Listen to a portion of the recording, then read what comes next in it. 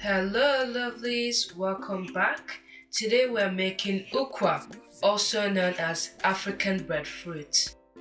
Igbo ndị nwe m ekele m unu. N'ụbọchị taa anyị na-esi ụkwa. Ụkwa bụ nnukwu nri n'ala Igbo. Ọ bụ ndị Igbo nwe ụkwa. Ọkwa ndị Igbo maka esi ma erikwa ụkwa. Enwere ọtụtụ ụzọ esi ụkwa, mana taa aga m egosi otu ụzọ n'ime ụzọ esi ụkwa. To begin, I will wash and soak the dried ukwa overnight in plenty of cold water.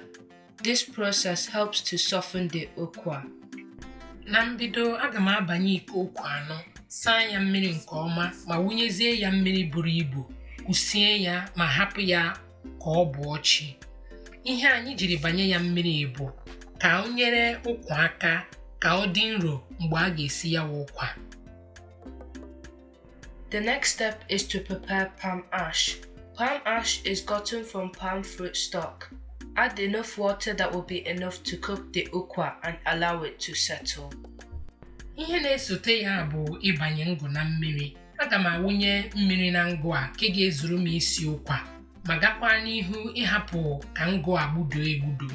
Ngụ bụ ntụ a na-eweta n'agịrịghị akwụ akpọrọ ọkụ. Ngụ bụkwa ihe na-eme ka ụkwa ghee ngwa ngwa. Ọ bụrụ na ijighị ngụ were sie ụkwa gị agaghị eghe. Ọsọkwa gị jiri ụtụtụ shigide ya ruo n'abalị, ọ ga na-ele gị anya shii. The next day, wash the soaked ukwa really well and be careful because stones and sand always settles at the bottom. Ugbu a aga m asa ụkwa mmiri maka na ọ bụọla chi mbanyere na mmiri. Aga m asa ya mmiri nke ọma maka na ọtụtụ oge aja na-adị na ya. Aga m agbado nnọọ anya ma họchaa aja ndị ahụ.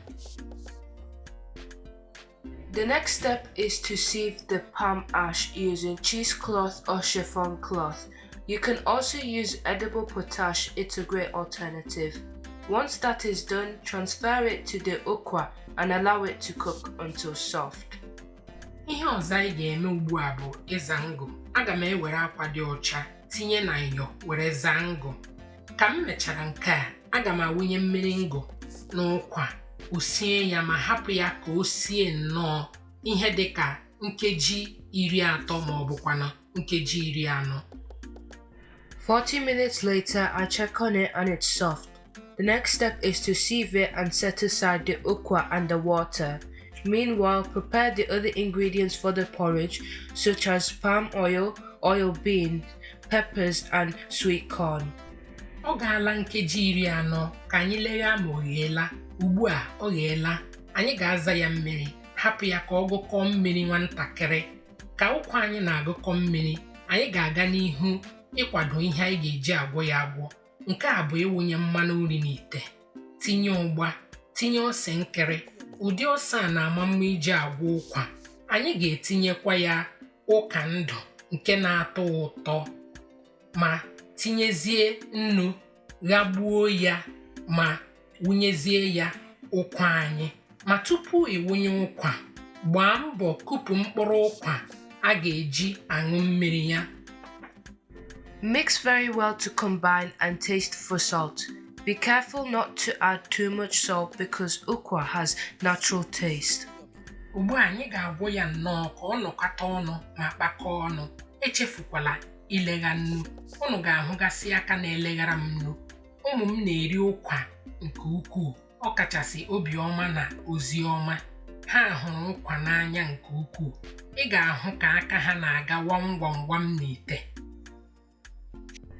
At this time we are done cooking. It turned out so delicious. Thank you for watching and see you in our next one. Ndị be anyị ụkwa egheela o. Ka anyị kupụta ya n'efere. Echefukwala ịwụnye mkpụrụ ụkwa na mmiri ụkwa gị maka na ọ na-eme ya ka ọ tọbaa. Anyị ga-akwụsị ihe onyonyo nke taa ebe a. Ya gaziere anyị niile o. Ise.